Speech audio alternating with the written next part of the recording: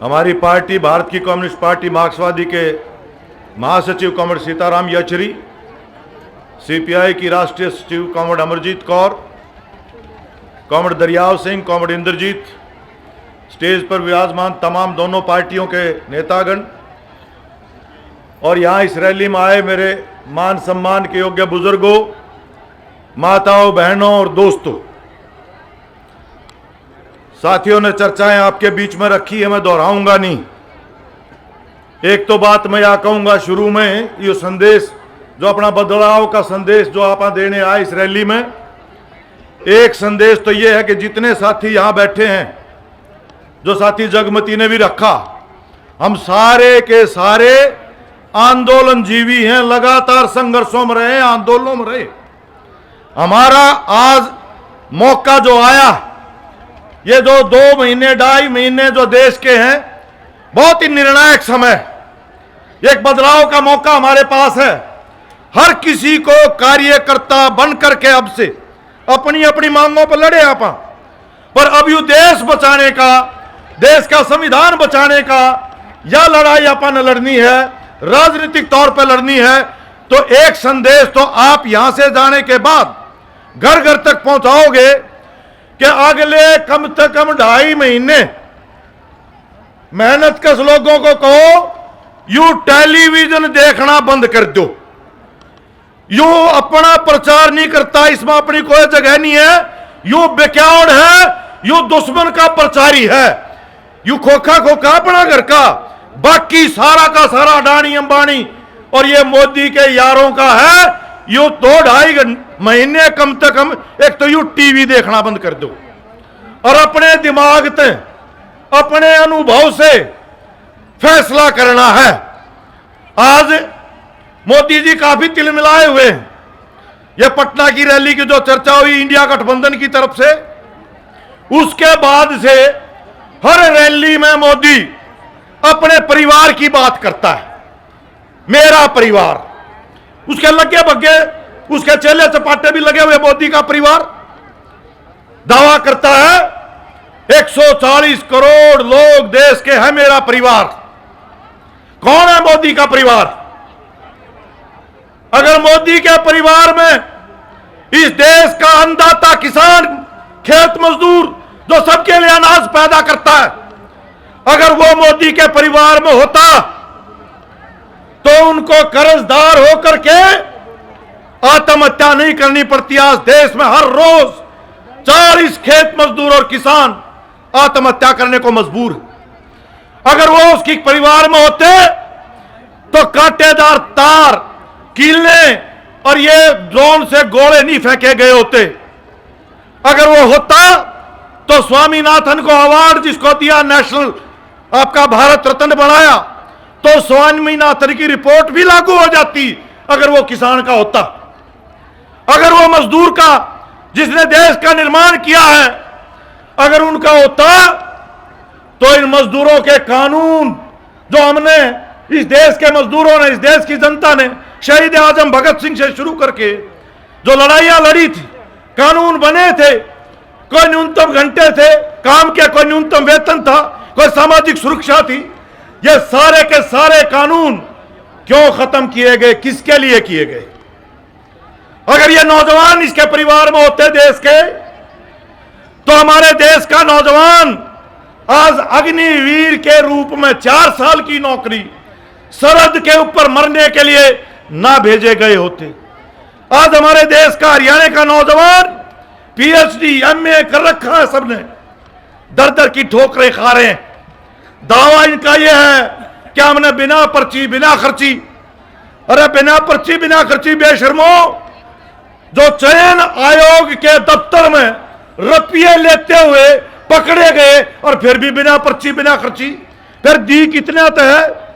आज शर्म की बात है कि हरियाणा में से नौजवान अपने परिवार की जायदाद बेच करके, बेरोजगारी की वजह से आज अपना घर परिवार जो भी उनके पास जायदाद है बेच के कानूनी और गैर कानूनी तरीके से भी किसी तरह से विदेश चले जाएं, कोई रोजगार मिल जाए।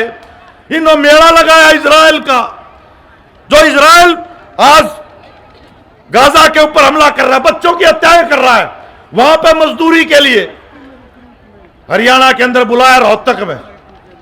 वहां जो नौजवान गए, पत्रकारों ने पूछा कि वहां तो लड़ाई चल रही है, मारे भी जा सकते हो, क्या सुरक्षा है? उनका क्या बयान था? आड़ा भूखा मरता अच्छा, कम से कम उड़ा काम करते मर जाएंगे, आड़ा तो मरना तय है भूखा। आज नौजवान की हालत हमारी ये बना रखी है। मोदी के परिवार में ना किसान है, ना मजदूर है, ना नौजवान है, ना ये महिलाएं हैं।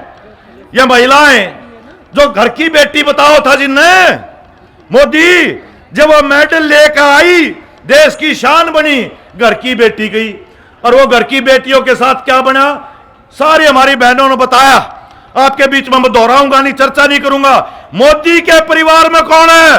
मोदी के परिवार में अडानी अंबानी है, जिसको देश लुटाया गया है, उनके कर्जे माफ किए 14 लाख करोड़ रुपए के। मोदी की सरकार ने बड़े बड़े पूंजीपतियों के कर्जे माफ किए, किसान का नहीं किया, मजदूर का नहीं किया, अडानी अंबानी जैसों का किया।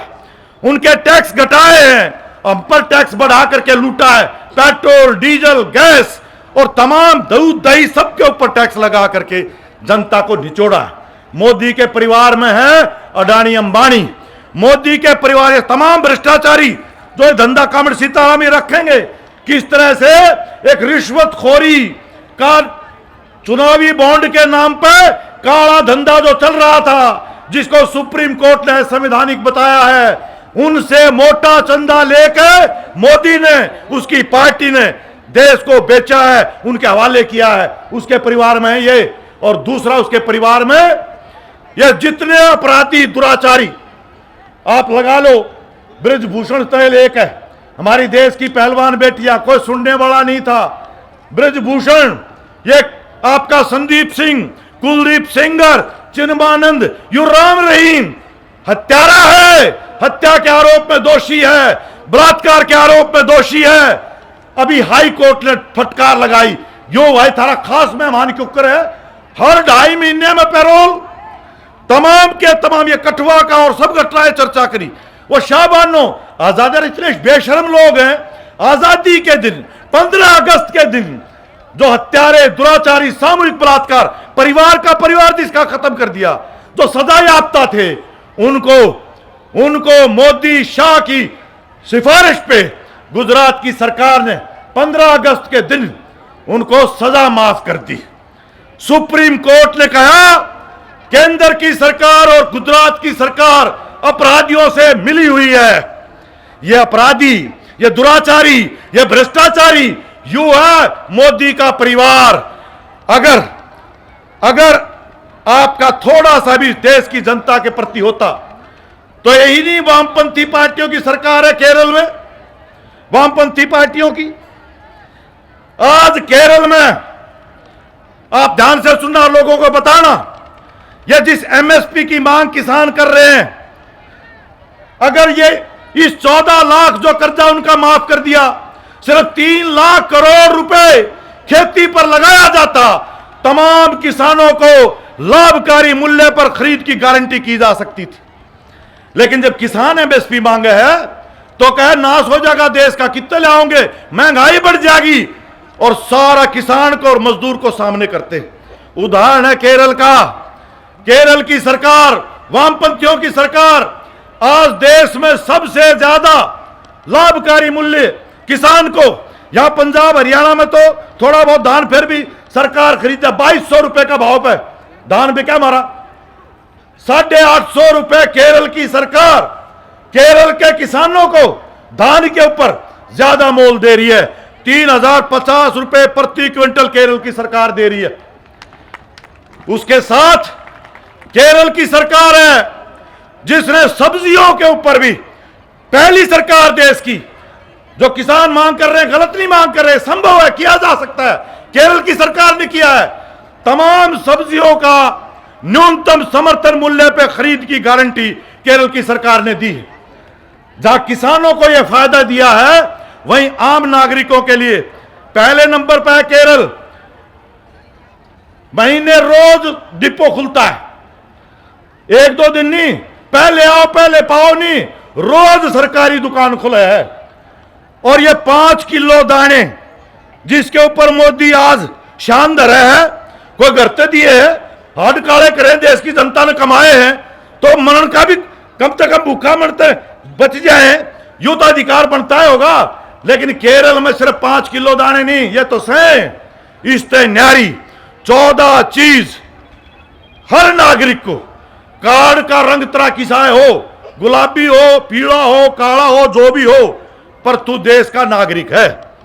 उन सबको 14 चीज आम जरूरत की, रोजमर्रा की, केरल की सरकार सब्सिडी पर कंट्रोल रेट के ऊपर केरल की तमाम जनता को देती है, जिसमें 3 दाल, मसाले, घी है, तेल है, तमाम चीजें उसके अंदर मिलती। केरल की सरकार कर सके है तो इस देश में क्यों नहीं हो सकता? यह खाद्य सुरक्षा का कानून यह मजबूत क्यों नहीं हो सकता? यह 35 किलो प्रति परिवार और उसके साथ ये तमाम आवश्यक वस्तुएं ये सरकारी डिपो पर क्यों नहीं दी जा सकती? आज यहां हरियाणा में तो चिराग योजना लेकर आया, सरकारी स्कूल बंद करने की योजना। सरकारी स्कूल में पढ़ाओगे तो तुमने फीस देनी पड़ेगी अपने बालक की, खट्टर लिया है। और जब अपने बालका ने सरकारी स्कूल में निकाल के प्राइवेट में दाखिल करवाओगे तो उसकी फीस सरकार देगी। यह चिराग योजना है। इसका मतलब क्या है? ये जो बचे कुचे 5.5 तो बंद कर लिए, 5,500 स्कूल बंद किए जा चुके हैं, शिक्षा के मंदिर बंद किए जा रहे हैं और ये मूर्ति के मंदिर खड़े किए जा रहे हैं देश के अंदर। ये सारे के सारे सरकारी स्कूल बंद करने का 2 साल हो गए। हरियाणा में चिट्ठी निकलती है, वापिस हो जाती है, क्योंकि आंदोलन होता है, विद्यार्थी बोलते हैं, अध्यापक बोलते हैं। क्या चिट्ठी है?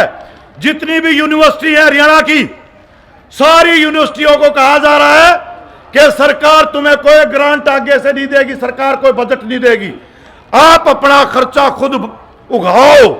कितना उगाओगे वह? वो प्राइवेट यूनिवर्सिटी की तरह से सरकारी यूनिवर्सिटी भी फिर जनता फीस जितनी ज्यादा ले सको। अब 50 लाख रुपए का तो मेडिकल में बॉन्ड कर दिया, रोहतक सरकारी कॉलेज है। हालत यह बना दी इस गरीब किसान का, मजदूर का। हम भी जो पढ़े थे एक टाइम पे, आज आरक्षण रहेगा झुनझुना। पढ़नीय बालक कितने अच्छे क्यों, नंबर कितने ले रहे हो, पर बाप के मां की गोद में, घर के परिवार के गोद में रुपये नहीं है, दाखला नहीं मिलेगा। 50 लाख रुपए किसका ब्योत है जो अपने बालका ने मेडिकल में डॉक्टर दाखिल करवा देगा? लेकिन नंबर चाहे थोड़े ले रहे हो, बालक के नंबर चाहे थोड़े हो, रुपया की गांठ से तो दाखला पक्का है, तो पढ़ाई का पक्का आरक्षण रुपया का बदला है। तो ऐसे में आज यह हमारी सरकार केरल की है, वहां आज 1 नंबर का स्कूल पूरे दुनिया में, देश में आज रिकॉर्ड है, सबसे ज्यादा पढ़े लिखे लोग केरल में। इसी तरह से स्वास्थ्य में यू 5 लाख का झुनझुनानी आयुष्मान भारत, वहां गारंटी इलाज की, यो है पैसा सरकारी अस्पताल में लगाया, डॉक्टर है, इलाज है, और हर नागरिक का फ्री इलाज की गारंटी है केरल के अंदर। यो किया जा सकता है। और अपने ये जो नेता आएंगे, ये ऑल इंडिया का जो इंडिया गठबंधन बन रहा है, इसमें भी हमारा उनसे यही कहना है, यह अच्छी बात है, स्वागत की बात है कि बीजेपी को हराने के लिए, इस देश को बचाने के लिए देश के तमाम धर्मनिरपेक्ष जनतांत्रिक पार्टियां एक मंच पर इकट्ठा हो रही हैं। लेकिन पार्टियों के इकट्ठा होने के साथ साथ जनता के बीच में यह ऐलान जरूरी है कि यह जो धन लूटा गया देश का, बड़े बड़े पूंजीपतियों को, यह वापस लाना चाहिए कि नहीं लाना चाहिए? बताओ भाई। यह जो देश को बेचा गया है, इसको वापस देश का हवाले करना चाहिए कि नहीं करना चाहिए? यह नीतियां जो पूंजीपतियों के, अदानी अंबानी के पक्ष में, क्या यह नीतियां बदलनी चाहिए कि नहीं बदलनी चाहिए? क्या केरल की तरह जो केरल की सरकार ने किया, वो मॉडल देश में लागू किया जाना चाहिए कि नहीं किया जाना चाहिए? यह हमारा ऐलान होगा। और इसके साथ आखिरी बात, ये पार्टियां जो आज इकट्ठी हुई हैं, हमारी दोनों पार्टियों ने पिछली बार 2 सीटों पर चुनाव लड़ा था। अभी आज हम ऐलान नहीं करने जा रहे। हमारा पहला इरादा, पहला मकसद इस देश के अंदर और हरियाणा में खास तौर पे, क्योंकि हमारी जिम्मेवारी हरियाणा में, हमारी जिम्मेवारी है कि भाई बीजेपी का विरोधी वोट बटे ना आपस में। ये पहली है, एक एक वोट इकट्ठी होकर बीजेपी को हराना जरूरी है, एक बात। लेकिन इस काम के लिए कांग्रेस पार्टी हरियाणा की मुख्य विपक्षी पार्टी है, या उसकी जिम्मेवारी बड़ा है कि वो पहलकदमी ले और तमाम धर्मनिरपेक्ष जनतांत्रिक वामपंथी जो ताकतें, जो पार्टियां हैं, उन सबको साझेदार बनाए, विश्वास में ले, इकट्ठा करे। या आपाधोपी छोड़नी पड़ेगी। चुनाव 5 महीने विधानसभा के भी होने हैं। उनकी जिम्मेवारी है अपनी अपनी सोच के बजाय सभी पार्टियां जो आज भाजपा विरोधी हैं उनको एक मंच पर लाने की पहलकदमी कांग्रेस पार्टी की जिम्मेदारी बनती। और हम उम्मीद करते हैं कि इस रैली का संदेश उन तक पहुंचेगा। और साथ में यह बात कहते हुए कि हम यहां से जाने के बाद हमारी पार्टियां दोनों जो भी जिस तरह का रुख आएगा उसके बाद आप तय करेंगे हरियाणा में अपन ने चुनाव के समय पर क्या किस रूप में भूमिका अदा करनी है। लेकिन एक बात पक्की है, चैन की सांस लेंगे नहीं जब तक इस हरियाणा से और इस देश से, हालांकि हरियाणा के लोग जाग चुके हैं। पिछली बार बहुत लोग कहते हैं हम ठग लिए गए, धोखा होया, पुलवामा में हमारे शहीदों की, उनकी लाश के ऊपर उनकी भावनाओं को भड़का करके हमें लूट लिया गया। यह आम आदमी कहता है। अब की बार भी कह रहे कोई षड्यंत्र रच चुका है, या जो जागृति लोगों में पैदा हुई है, षड्यंत्र रचा था इनने 30 जून को नूह में आग लगाने का, पूरे हरियाणा में, पूरे हरियाणा के आसपास के इलाकों में।